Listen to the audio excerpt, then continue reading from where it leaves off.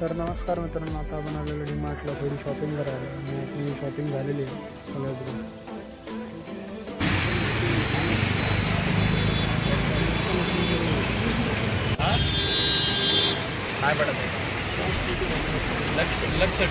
तर मित्रांनो, इथे भरपूर पाऊस लागला आहे. मगांचा एक अर्धा पाऊण तास झालं मी थांबलो इथे. तो काय पाऊस कमी आला तो